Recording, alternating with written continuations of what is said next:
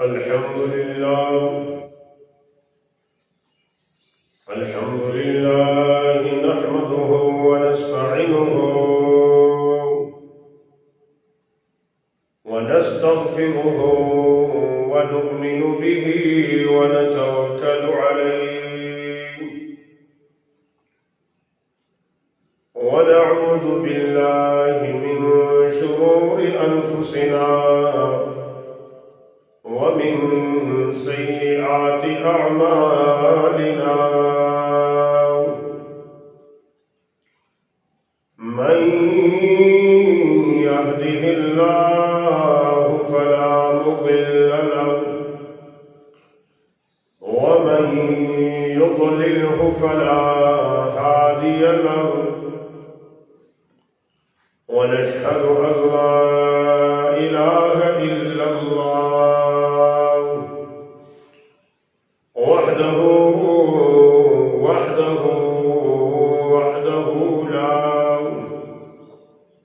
لا شريك له ونشهد أن سيدنا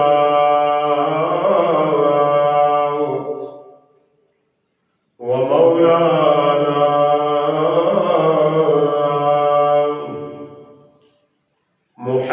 محمدا عبده ورسوله أما بعد فأعوذ بالله من الشيطان الرجيم بسم الله الرحمن الرحيم وإذ ابتلى إبراهيم ربه بكلمات فأتمهم وقال الله عز وجل في مقام آخر وإبراهيم الذي وفى صدق الله العظيم اللهم صل على سيدنا ومولانا محمد وعلى آل سيدنا ومولانا محمد وبارك وسلم الصلاة والسلام عليك يا سيدي يا رسول الله وعلى آلك وأصحابك يا سيدي يا حبيب الله سبحانك لا علم لنا إلا ما علمتنا إنك أنت العليم الحكيم حمد و صلاۃ کے بعد قابل قدر حاضرین اور معزز سامعین اور سامعات، ناظرین اور ناظرات، اللہ کے توفیق خاص سے آج اہل اسلام کے لیے عید الاضحیٰ کی تہوار منانے کی سعادت نصیب ہوئی۔ اللہ پاک اس خوشی کے تہوار میں صحیح مقصد کی پہچان، صحیح مقصد کی شناخت اور اس پہچان اور شناخت تک رسائی نصیب فرمائے۔ ہم نے جو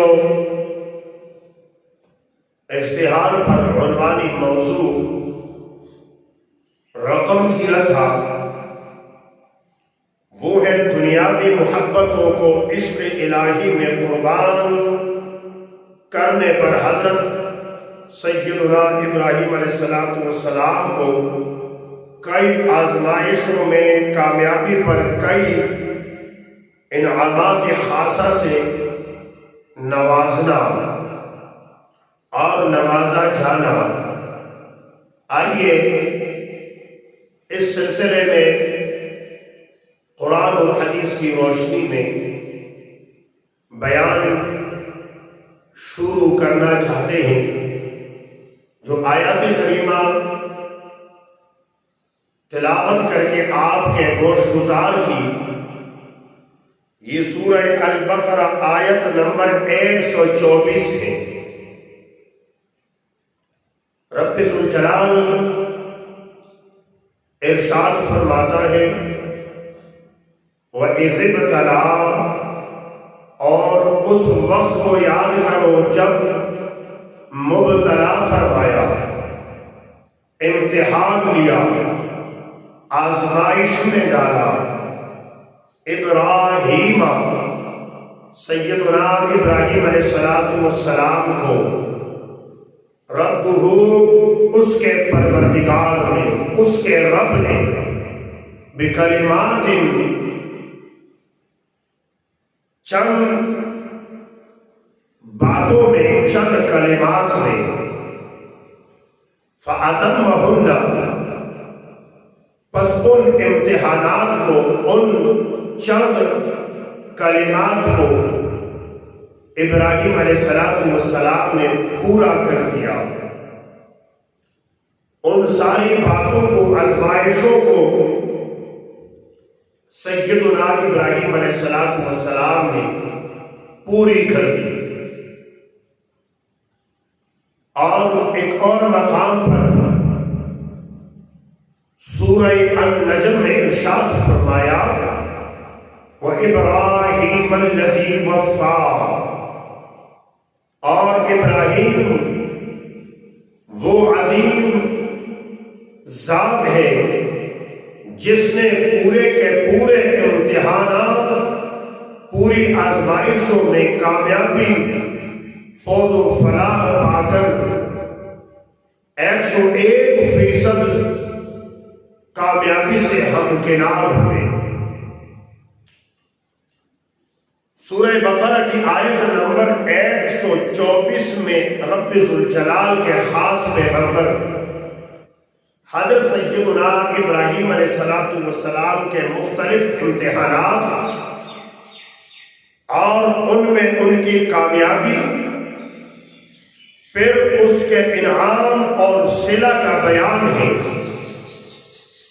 اور پھر جب حضرت سیدنا خلیل اللہ علیہ السلام نے عذرائے شفقت اپنی اولاد کے لیے بھی اسی انعام کی درخواست عرض کی، تو انعام پانے کا ایک ضابطہ ارشاد فرما دیا گیا، جس میں حضرت سیدنا خلیل اللہ علیہ السلام کی درخواست کی قبولیت اور منظوری مشروط صورت میں دی گئی کہ یہ انعام آپ کی ذریت کو بھی ملے گا، آپ کی اولاد کو بھی ملے گا، مگر جو لوگ اولاد میں سے نافرمان اور ظالم ہوں گے وہ ان انعام پانے سے محروم رہیں گے، وہ یہ انعام نہ پا سکیں گے۔ عزیزان ذکرام، عزیزان ملت، یہاں چند باتیں غور طلب ہیں۔ اول یہ کہ امتحان کسی شخص کی قابلیت معلوم کرنے کے لیے لیا جاتا ہے، اور اللہ رب العالمین علیم بھی ہے، خبیر بھی ہے۔ کسی بھی شخص کا کوئی حال یا کمال اس سے مخفی اور پوشیدہ نہیں۔ پھر اس امتحان کا مقصد اور مطلب کیا تھا؟ دوسرے نمبر پر امتحان کس کس عنوان سے لیا گیا ہے؟ تیسرے یہ کہ کامیابی کس صورت اور کس نوعیت کی ہے؟ کس نوعیت کی رہی ہے؟ چوتھے یہ کہ انعام کیا دیا گیا اور اس انعام کی حیثیت کیا رہی ہے۔ پانچویں یہ کہ اس انعام کے لیے جو ضابطہ مقرر کیا گیا ہے اس کی کچھ توضیح اور تفصیل ہونی چاہیے۔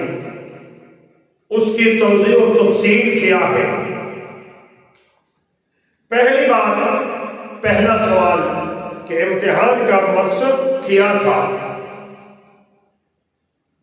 تو قرآن مجید فرقان حمید نے ایک لفظ ربہ نے اس سوال کو حل کر دیا ہے، جس میں یہ بتلایا گیا ہے کہ اس امتحان کے ممتحن خود رب ذوالجلال ہے، اور رب ذوالجلال کے خوبصورت ناموں میں سے اس جگہ لفظ رب لا کر شان ربوبیت کی طرف اشارہ فرما دیا گیا ہے، جس کے معنی ہے کسی چیز کو آہستہ آہستہ تدریجاً درجے کمال تک پہنچانا۔ مطلب یہ ہوا کہ حضرت سیدنا ابراہیم علیہ السلام کا یہ ابتلا اور امتحان کسی جرم کی پاداش میں یا نامعلوم قابلیت کے علم حاصل کرنے کے لیے نہیں ہے، بلکہ شان تربیت اور شان ربوبیت اس کا منشا ہے۔ ان آزمائشوں کے ذریعے اپنے خلیل کی تربیت کر کے رب ذوالجلال جل وعلا ان کے درجات اور مقامات تک انہیں پہنچانا چاہتا ہے، اور انہیں پہنچانا مقصود اور مطلوب ہے۔ پھر عزیزان ملت،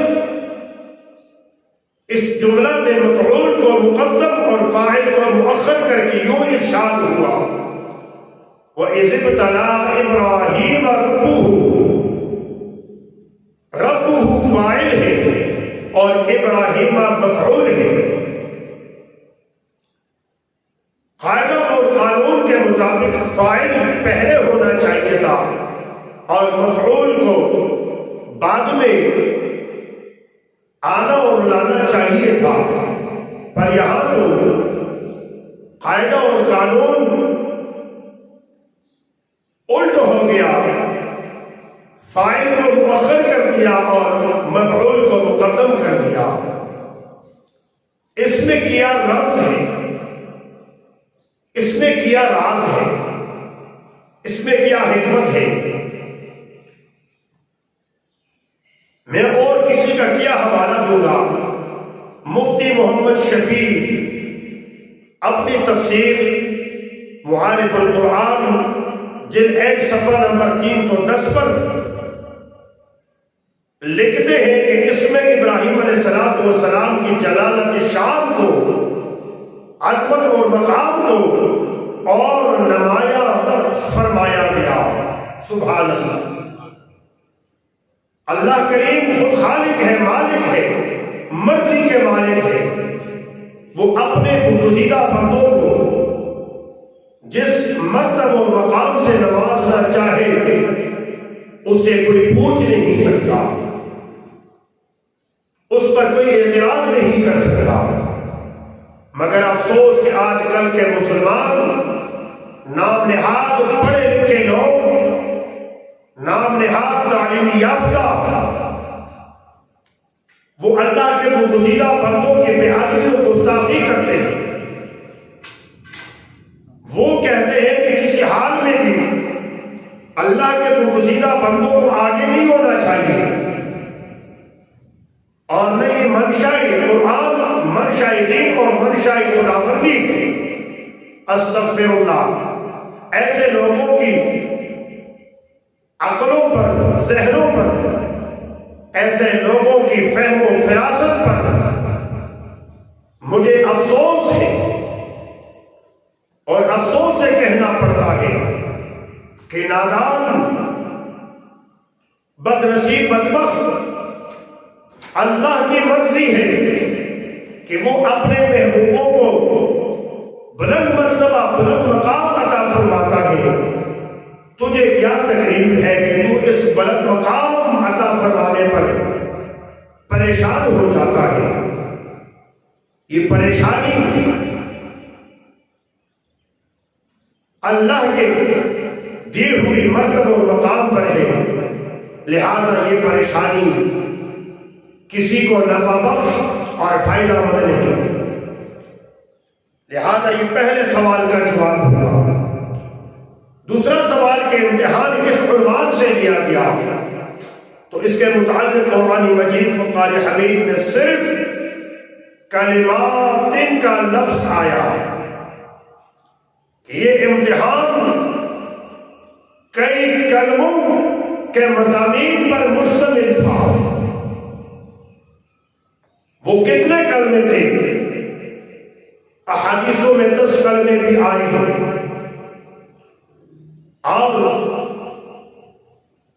تفسیری ابن جریر، ابن کثیر اور ہمارے پاس موجود تفسیری کبیر امام فخر الدین رازی نے فرمایا کہ 30 باتوں سے حضرت آدم علیہ السلام کا امتحان 30 باتوں کے مضامین اور عنوان سے لیا گیا ہے، بلکہ امام رازی نے 40 بلکہ 47 باتوں کا تذکرہ فرمایا ہے۔ بہرحال یہ مضامین امتحان جن کی تفصیل میں آپ کے گوش گزار کرنا چاہتا ہوں، یہ مدارس کے امتحانات کی طرح فنی مسائل اور فنی مسائل کی تحقیقات پر مبنی نہیں تھا، بلکہ یہ امتحان اخلاقی قدروں اور عملی ثابت قدمی کی جانچ ہے۔ اس سے معلوم ہوا کہ بارگاہ عز و جلال میں جس چیز کی قیمت ہے، جس چیز کی اوقات ہے، وہ علمی موشگافیاں نہیں، علمی مقامات اور مراتب نہیں، بلکہ عملی اور اخلاقی برتری ہے۔ ورنہ علم تو شیطان کے پاس بھی تھا، لیکن شیطان کے پاس عمل اور اخلاق کے اقدار نہ تھے۔ شیطان عمل، عاجزی، تواضع اور اخلاق سے محروم تھا۔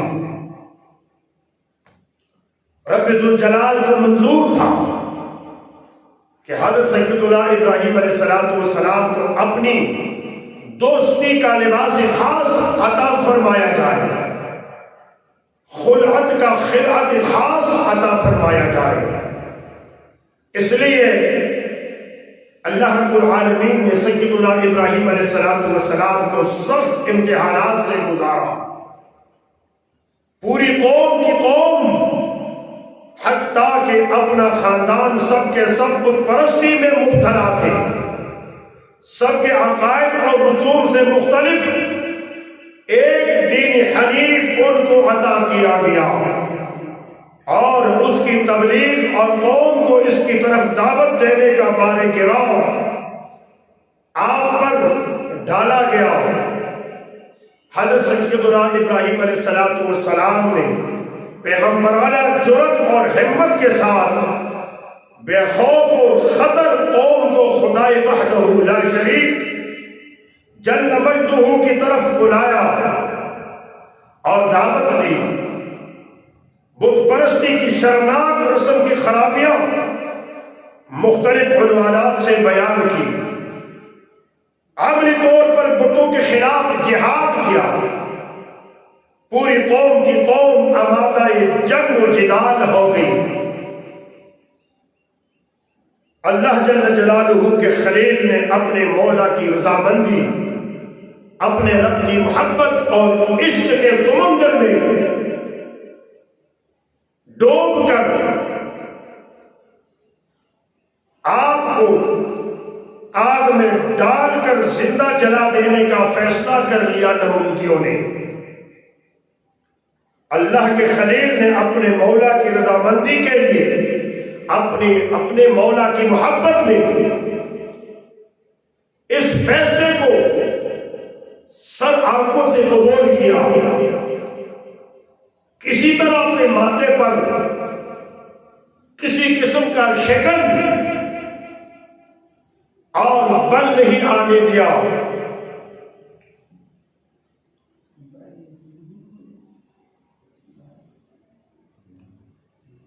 اللہ کے خلیل نے اپنے مولا کی محبت اور رضامندی کے لیے ان سب بلاؤں پر، ان سب امتحانات پر راضی ہو کر اپنے آپ کو آگ میں ڈالنے کے لیے پیش کر دیا۔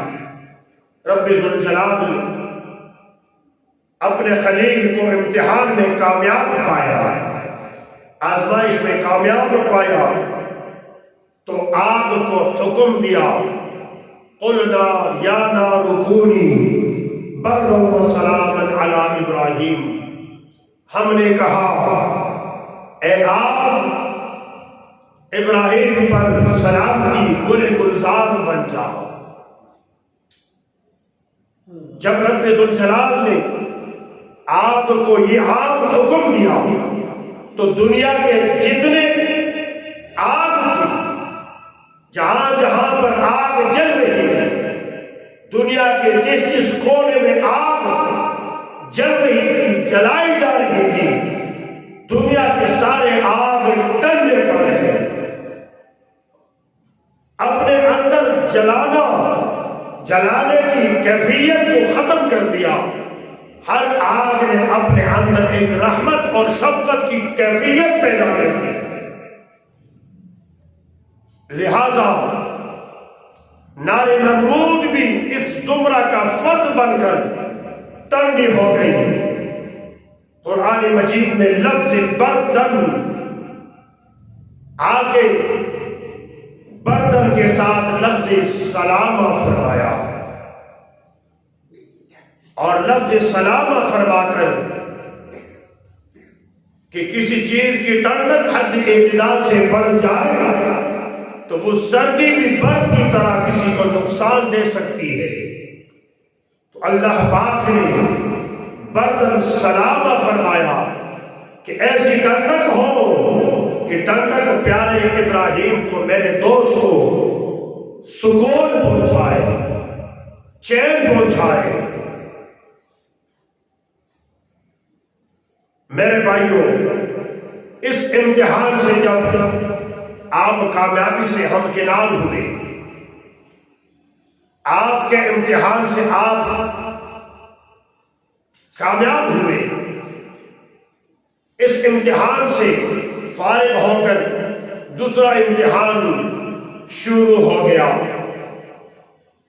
کہ میرے خلیل، میرے دوست، اپنے اصلی وطن، اپنا اصلی علاقہ، اپنا اصلی ملک عراق چھوڑ کر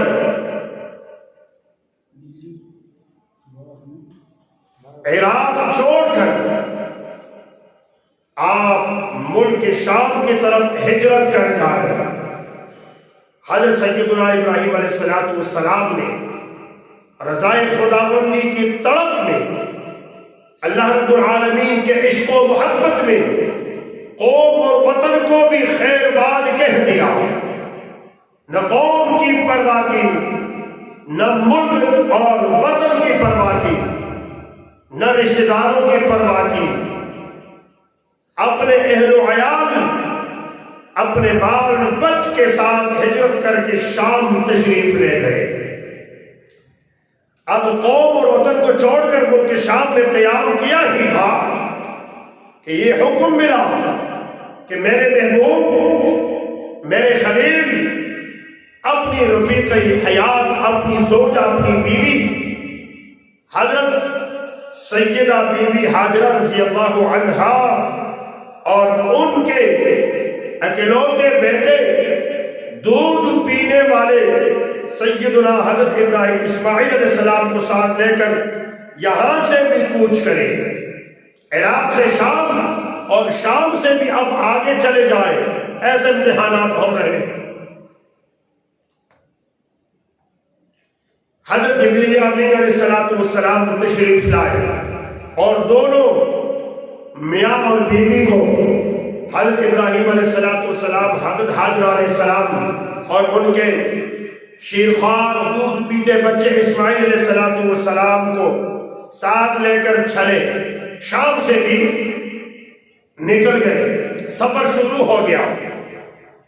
عزیزان ملت راستے میں جہاں کوئی سرسبز جگہ آتی تو حضرت سیدنا خلیل علیہ السلام فرماتے کہ یہاں ٹھہرا دیا جائے، تو جبریل امین فرماتے کہ حضور یہاں حکم نہیں ٹھہرنے کا، منزل آگے ہے۔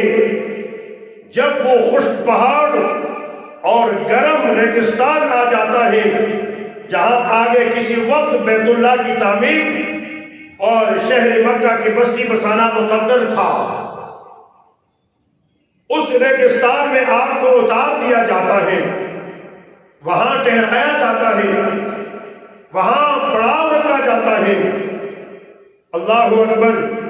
اللہ رب العالمین کے دوست خلیل علیہ السلام اپنے پروردگار کی محبت میں، اپنے پروردگار کے عشق سمندر میں مسرور اور مگن خوشی سے اسی چٹیل میدان اور بے آب و گیا جنگل میں بیوی کو لے کر ٹہر جاتے ہیں، پڑاؤ رکھ دیتے ہیں۔ لیکن یہ امتحان، یہ آزمائش کسی پر ختم نہیں ہو جاتا، بلکہ اب حضرت ابراہیم علیہ السلام کو حکم ملتا ہے کہ میرے دوست، میرے خلیل، بیوی اور بچے کو یہی چھوڑ دے، یہی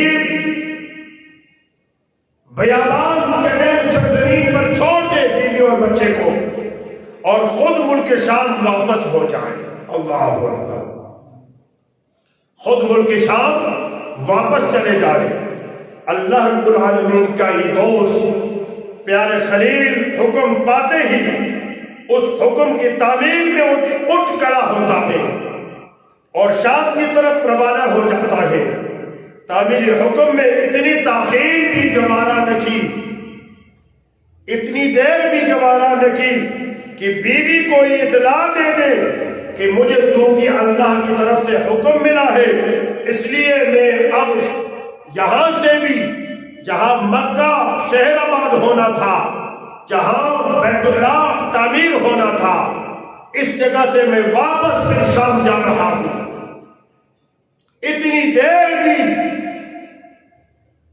آپ نے اللہ کے حکم میں تاخیر نہیں کی کہ بیوی کو اتنی بات بتا دیتے، فوراً رب ذوالجلال کے حکم پر عمل کرتے ہوئے وہاں سے چل پڑے، مگر بیوی پیچھے سے پکارتی رہی، آواز دیتی رہی کہ اے پیارے ابراہیم، یہاں تو کوئی گھر نظر نہیں آتا، یہاں کوئی بشر نظر نہیں آتا، یہاں کوئی انسان نظر نہیں آتا، آپ ہمیں اس لب اور دب بیابان میں چھوڑ کر کدھر جا رہے ہیں؟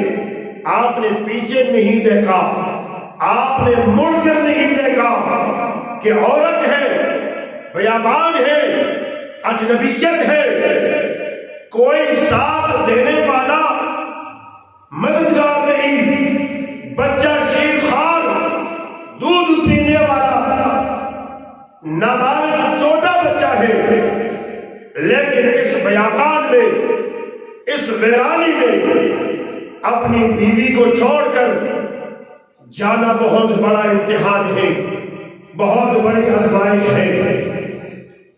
جب بیوی کی آواز آپ کے کانوں میں پڑی، آپ نے مڑ کے بھی دیکھنا گوارا نہ کیا، بیوی پیچھے سے کہنے لگی، ہو سکتا ہے میرے رفیق حیات ابراہیم، تجھے تیرے پروردگار نے پھر واپس شام، پھر واپس جانے کا حکم دیا ہو۔ آپ نے آواز دی، ہاں ہاں مجھے میرے سونے نے حکم دیا ہے۔ تو بیوی بھی خلیل کی بیوی تھی، ہماری بیویوں کی طرح بیوی نہ تھی، بڑی سمجھدار تھی، بڑی عقل مند بیوی تھی۔ آپ رضی اللہ تعالی عنہ نے فرمایا کہ کہ جاؤ، تجھے تیرے رب نے حکم دیا تو پھر ٹھیک ہے، اگر اس نے حکم دیا اور اس کی محبت اور عشق میں تو ہمیں چھوڑ کر واپس جا رہے ہیں تو ہمیں یقین ہے کہ وہ ہمیں بھی بے سرو مددگار نہیں چھوڑے گا، وہ ہماری بھی مدد اور نصرت فرمائے گا۔ میرے دوستو، اس کی بیوی نے کہا جس مالک نے آپ کو چلے جانے کا حکم فرمایا وہ ہمیں بھی ضائع نہیں کرے گا۔ اب حضرت ہاجرہ اپنے دودھ پیتے بچے کے ساتھ اس لگ اور دگ بیابان جنگل میں وقت گزارنے لگتی ہے۔ کوئی رشتہ دار ساتھ نہیں، کوئی بھائی ساتھ نہیں، خاوند بھی چلے گئے، بیٹا بھی جوان نہیں، کوئی بہن ساتھ نہیں، کوئی جوان بیٹی نہیں۔ ذرا اس تخیل اور تصور کی دنیا میں جا کر سوچے تو صحیح کہ ہمارے ساتھ ایسا ہو جائے، ہم کیا کریں گے وہاں؟ بہرحال وقت گزرتا گزرتا آپ کو بھی پیاس لگی، آپ کے بیٹے کو بھی پیاس لگی۔ مختصر یہ کہ آپ پانی کی تلاش میں صفا اور مروہ نامی پہاڑیوں کے دامن میں دوڑتی رہی، کبھی صفا پہاڑی پر چڑھتی، کبھی اتر کر مروہ پہاڑی پر چڑھ جاتی۔ عزیزان ملت، 7 چکریں آپ نے کاٹی، مایوس ہو کر آگے پیچھے اوپر نیچے دائیں بائیں دیکھا، کوئی چشمہ کوئی پانی نظر نہیں آیا۔ آپ مایوس ہو گئی، لیکن کلیجہ اتنا گرم تھا کہ پیاس اپنے عروج پر تھی، بس مایوس ہو گئی اور اپنے بچے کے پاس جانے کے لیے رخ موڑا۔ جب بچے کے پاس پہنچی، کیا دیکھتی ہے کہ بچہ اپنی ایڑیاں مار رہا ہے۔ بچہ ایڑیاں مارتے مارتے، اس دوران جبریل امین بھی آئے۔ بچے نے جب ایڑی ماری، ایڑی مارتے ہی وہاں سے ایک خوبصورت چمکدار چشمہ پھوٹ پڑا، چشمہ ابل پڑا، اور وہ چشمہ اتنی تیزی سے پھوٹ پڑا کہ پانی دور دراز تک راستے بنانے میں زور کر رہا تھا، آگے حد سے تجاوز کر رہا تھا۔ تو سیدہ بی بی ہاجرہ رضی اللہ تعالی عنہا نے اپنی زبان حال سے کہا، زمزم زمزم، رک جا، اور گراؤ کڑا ڈال کے اس پانی کو وہیں پر روک دیا۔ آج تک اس پانی کو آب زمزم کے نام سے یاد کیا جاتا ہے۔ میرے دوستو، اس پانی میں اللہ کریم نے وہ حکمتیں، وہ برکتیں ڈال رکھی ہے کہ اس کے طرف اگر میں جانا چاہوں تو اس کے لیے وقت درکار ہے۔ اس آزمائش میں کامیاب ہوئے، نومولود بچہ، شیرخوار بچہ، دودھ پینے والا بچہ، جن کو آج حضرت اسماعیل علیہ السلام کہا جاتا ہے، نشو و نما پاتے ہیں، تربیت، آپ کھاتے پیتے بڑھتے ہیں، دن گزر جاتے ہیں، کام کاج کے قابل ہو جاتے ہیں۔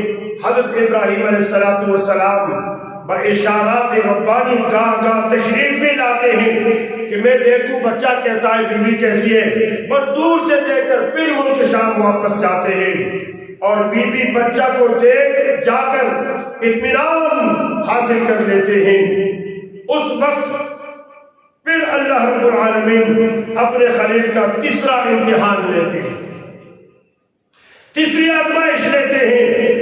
یہ بچہ اس بے کسی اور بے سر و سامانی میں پروان چڑھا، اللہ اکبر، اور بظاہر اسبابی پدری کی تربیت اور شفقت سے بھی محروم رہا، اب والد ماجد کو بظاہر یہ حکم ملتا ہے کہ اس بچے کو اپنے ہاتھ سے میرے عشق اور میری محبت میں ذبح کر دے۔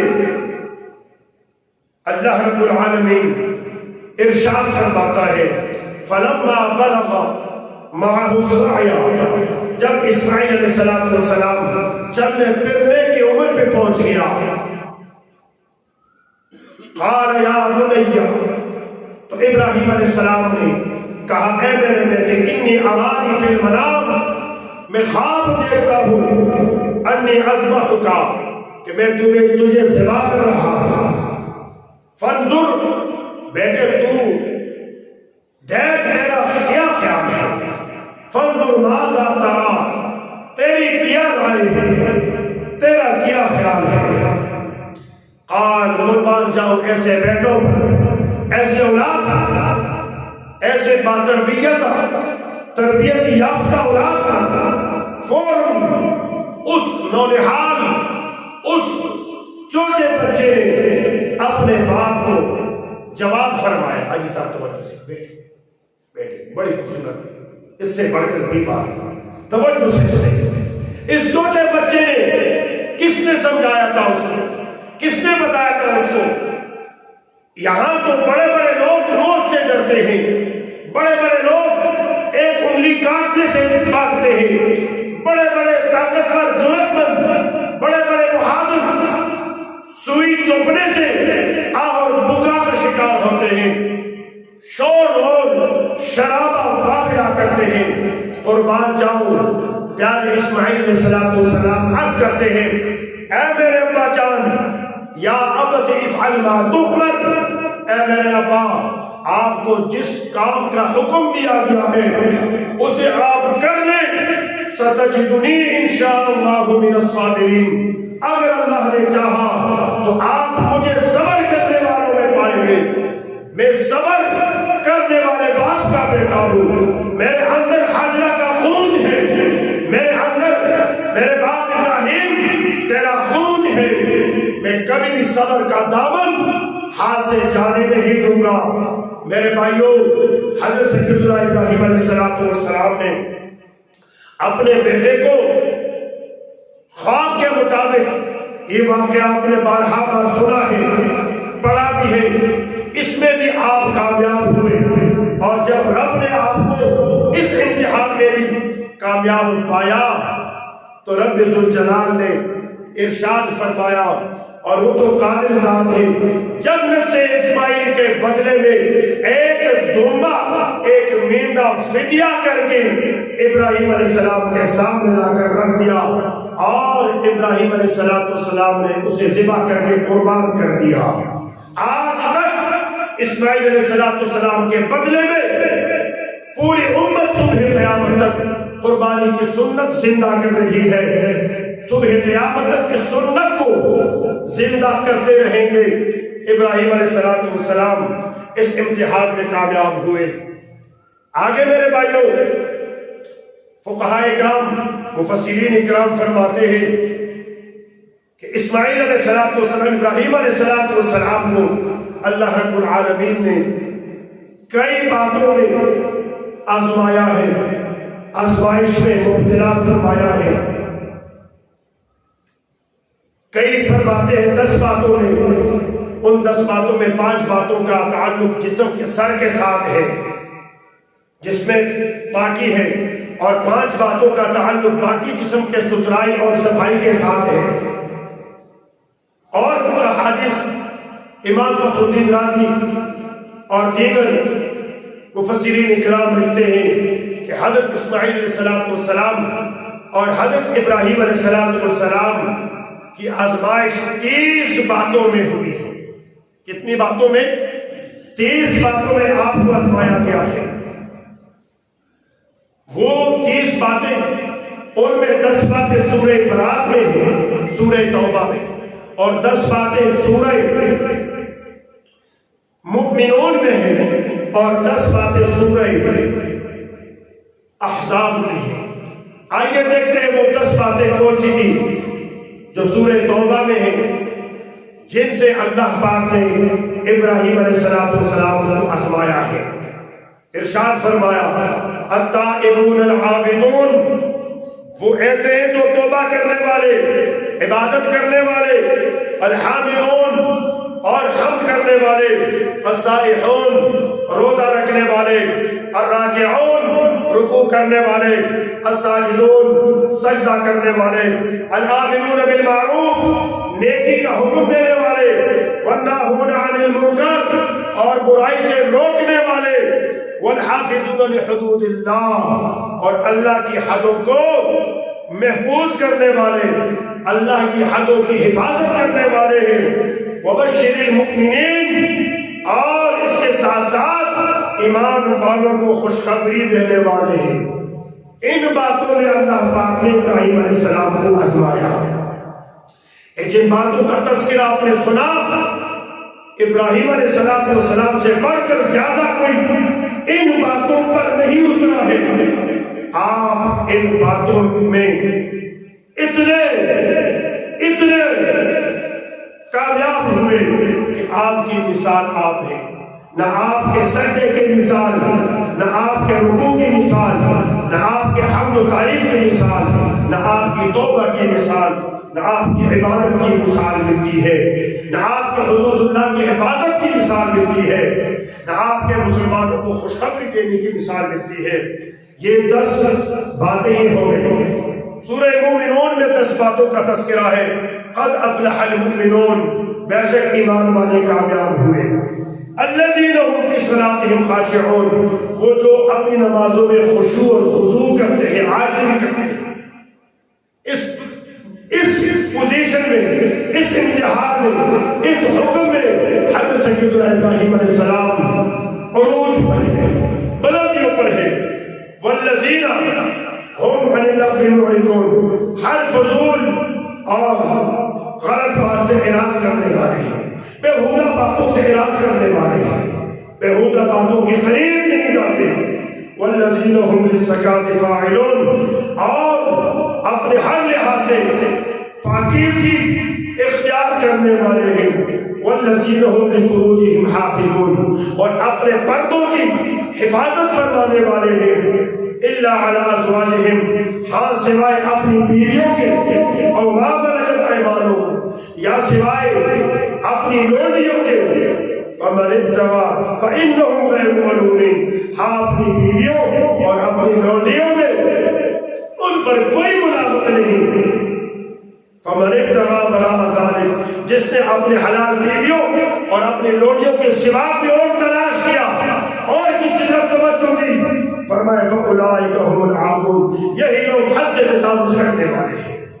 والذین هم لأماناتهم، اور وہ اپنی امانتوں کو پورا کرتے ہیں، وعہدہم، وعدوں کو پورا کرتے ہیں، راعون۔ والذین هم علی صلاتہم یحافظون، اور وہ نمازوں کی حفاظت کرتے ہیں بھرپور طریقے سے۔ یہ امتحانات ہیں، یہ آزمائشیں ہیں۔ رب نے فرمایا اولئک هم الوارثون، یہی لوگ اصل میں وارث ہیں۔ پروردگار کس چیز کے وارث ہیں؟ فرمایا الذین یرثون الفردوس، یہ جنت الفردوس کے وارث ہیں۔ ہم فیہا خالدون، یہ جنت الفردوس میں ہمیشہ رہیں۔ یہ 20 باتیں ہوئی۔ آگے 10 باتیں سورہ احزاب میں ارشاد فرمایا ان المسلمین والمسلمات، بے شک مسلمان مرد اور مسلمان عورتیں، بے شک والمؤمنون والمؤمنات، مسلمان مومن مرد اور مومن عورتیں، والقانتین والقانتات، اور عاجزی کرنے والے مرد اور عاجزی کرنے والی عورتیں، والصادقین والصادقات، سچ بولنے والے مرد اور سچ بولنے والی عورتیں، والصابرین والصابرات، اور صبر کرنے والے مرد اور صبر کرنے والی عورتیں، والخاشعین والخاشعات، عاجزی کرنے والے مرد اور عاجزی کرنے والی عورتیں، والمتصدقین والمتصدقات، اور صدقہ خیرات کرنے والے مرد اور صدقہ خیرات کرنے والی عورتیں، والصائمین والصائمات، اور روزہ رکھنے والے مرد اور روزہ رکھنے والی عورتیں، والحافظین فروجہم والحافظات، اور اپنے پردوں کی حفاظت کرنے والے مرد اور پردوں کی حفاظت کرنے والی عورتیں، والذاکرین اللہ کثیر والذاکرات، اور ذکر کرنے والے مرد اور بہت زیادہ ذکر کرنے والی عورتیں۔ فرمایا اعد اللہ لہم، ان کے لیے اللہ پاک نے تیار کر رکھا ہے مغفرت و اجر عظیمہ، اور بہت بڑا اجر۔ ان باتوں میں ابراہیم علیہ السلام مکمل طور پہ کامیاب ہوئے۔ ان باتوں کی آزمائشوں میں آپ 101% کامیاب ہوئے، اور رب ذوالجلال نے ارشاد فرمایا وَإِبْرَاهِيمَ الَّذِي وَفَّى، اور میرے ابراہیم ان امتحانات میں پورے کے پورے 101% کامیاب ہوئے۔ تو میرے بھائیوں، جب آپ کامیاب ہوئے تو تیسرا سوال یہ تھا کہ امتحان میں کامیابی کا درجہ کیا ہے؟ جب یہاں کوئی امتحان میں پوزیشن لیتے ہیں، کامیاب ہوتے ہیں، اس کے لیے درجے ہوتے ہیں۔ اے گریڈ کا درجہ، بی گریڈ کا درجہ، سی گریڈ کا درجہ ہوتا ہے، آخری درجے تک 4 درجات ہوتے ہیں۔ اب ہم قرآن سے پوچھتے ہیں کہ اے قرآن ذرا بتا دے، ابراہیم علیہ السلام سے اللہ نے جو امتحان لیا اور امتحان میں آپ کامیاب ہوئے، تو پیارے ابراہیم علیہ السلام کس درجے پر فائز تھے؟ ارشاد فرمایا سند دیکھنے والوں، سرٹیفکیٹ دیکھنے والوں، خود رب ذوالجلال اعلان فرماتا ہے وَإِبْرَاهِيمَ الَّذِي وَفَّى، اور میرے ابراہیم ان امتحانات میں ایسے کامیاب ہوئے کہ نہ آسمان وہ مثال پیش کر سکتا ہے، نہ زمین وہ مثال پیش کر سکتی ہے۔ اسماعیل اور ابراہیم اپنے امتحان کی کامیابی میں اپنے مثال آپ ہیں۔ چوتھا سوال یہ کہ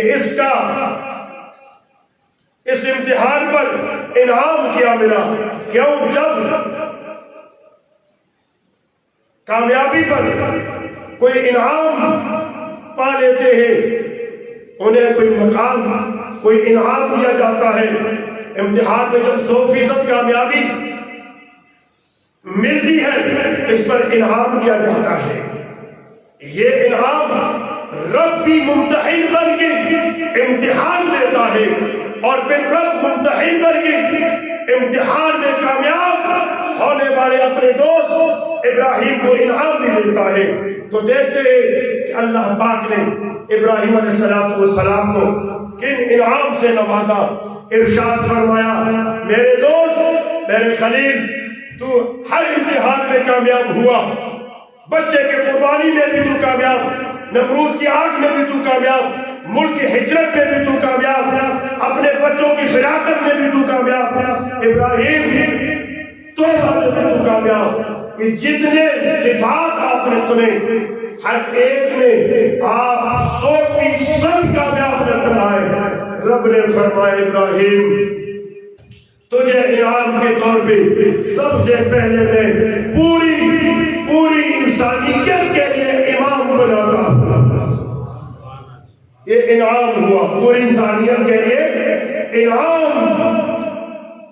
قال انی جاعلک للناس اماما، ابراہیم رب نے اعلان فرمایا میں تجھے لوگوں کے پیشوا بنانے والا ہوں، امام بنانے والا ہوں۔ جب یہ انعام سنا بڑے خوش ہوئے، مطمئن ہوئے۔ اولاد ہوتی ہے، اولاد ہوتی ہے تو اس ابراہیم علیہ السلام کو اولاد یاد آئی، عرض کرنے لگے قال ومن ذریتی، اے میرے ممتحن، میرے پروردگار، تو نے مجھے کامیاب کیا، امتحان میں سرخرو کر دیا، انعام بھی ملا، میری اولاد کو بھی امامت سے نوازے، میری اولاد کو بھی اس انعام سے نوازے۔ رب نے فرمایا پیارے خلیل تیری دعا اپنی جگہ، تیری دعا کی قبولیت اپنی جگہ، تیری عرض اپنی جگہ، پر یاد رکھنا لا ینال عہد الظالمین، میں تیری ذریت کو بھی اس انعام سے نوازوں گا، لیکن تیری ذریت میں جو ظالم ہے، جو میرے نافرمان ہے، میرے نبیوں کے گستاخ ہے، میرے نبیوں کے نافرمان ہے، میرے دین کے نافرمان ہے، تیرے گستاخ ہے، وہ اس انعام سے محروم ہے، وہ اس انعام سے محروم ہے۔ یا رب اور کیا انعام؟ فرمایا وَاتَّخِذُوا مِن مَقَامِ إِبْرَاهِيمَ مُصَلَّى، صبح قیامت تک میرے خلیل نے جس جگہ کھڑے ہو کر میرا خانہ کعبہ تعمیر کیا، اس مقام کو مصلی نماز کی جگہ بنا لو۔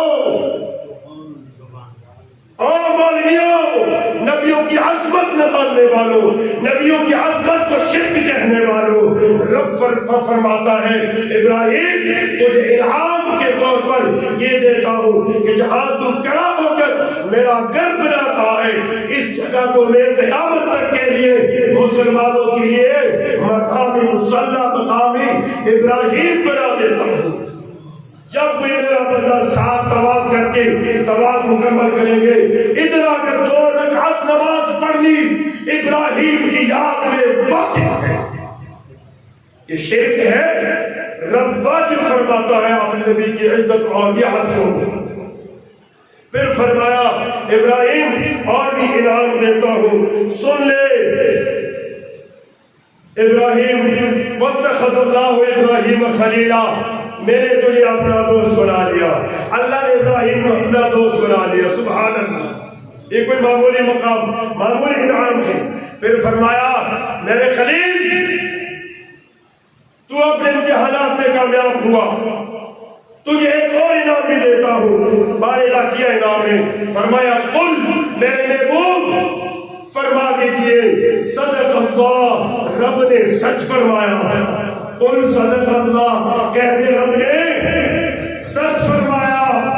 فاتبعوا ملت ابراہیم حنیفا، میرے مصطفیٰ، میرے آخری نبی کہہ دے کہ رب سچ فرما رہا ہے، اور بس ملت ابراہیم، دین ابراہیم جو ہر جہت ہر لمحہ یکسو رب کی طرف متوجہ ہے، اس کے دین کی پیروی کرو۔ ارے جس کے دین کی پیروی کے لیے محمد عربی کو حکم دیا جا رہا ہے، سوچو اس نبی کا مقام اور مرتبہ، اس نبی کی شان اور عظمت کتنی اونچی ہے۔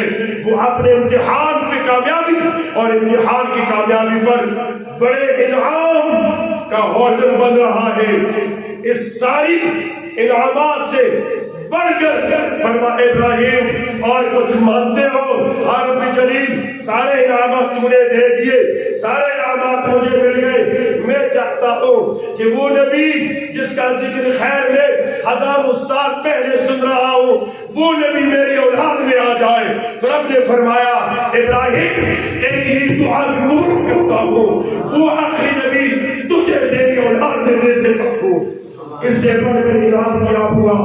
تو فرمایا میرے ابراہیم صرف انعام کے طور پہ نہیں، اب جب میرے بندے میرے حضور کھڑے ہو کر قائدے میں بیٹھ جائیں گے، میرے اس آخری نبی پر درود پڑھیں گے، میرے اس آخری نبی پر درود پڑھنے کے ساتھ تیرا بھی نام میں ذکر کروں گا، تیرا بھی نام لیا جائے گا، تجھے ابراہیم کبھی نہیں بھولوں گا، کبھی نہیں چھوڑوں گا۔ ہر سال میرے بندے میرے اس آخری نبی کی امت تیری یاد میں اپنے حلال کمائی سے جانت قربان کریں گے، اور ہر قسم کی قربانی تیری کامیاب ہوگی۔ تو میرے دوستو نتیجہ یہ نکلا کہ امتحان صرف قربانی کی نہیں، امتحان 30-40 امام راضی فرماتے 50 باتوں میں آپ کو آزمایا گیا،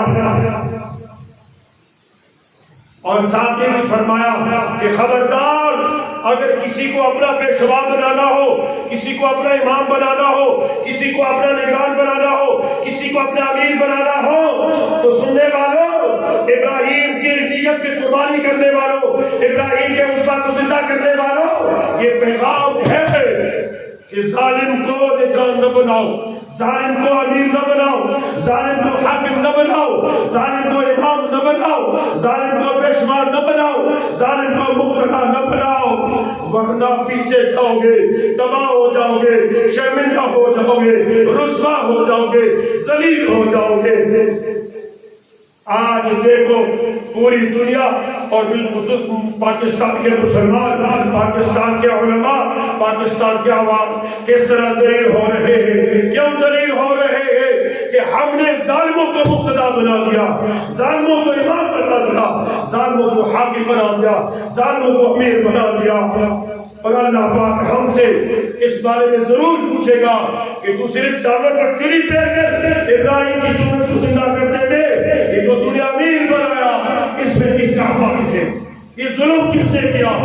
اس ظالم کو، اس جاہل کو، اس انپڑھ کو، اس بے عمل بدعمل کو کس نے امام بنایا؟ رب کا اعلان تھا، رب نے ابراہیم کو بھی دو ٹوک کی کہہ دیا کہ میں امامت کی نعمت سے تیری اولاد کو سرفراز کروں گا، پر کن کو؟ جو میری پیروکار، جو میری اطاعت گزار ہے، جو ظالم ہے، انہیں امامات اللہ نہیں دے گا، تو جو دے گا وہ ظالم ہوگا۔ اللہ کریم نیک عمل کی توفیق نصیب فرمائے۔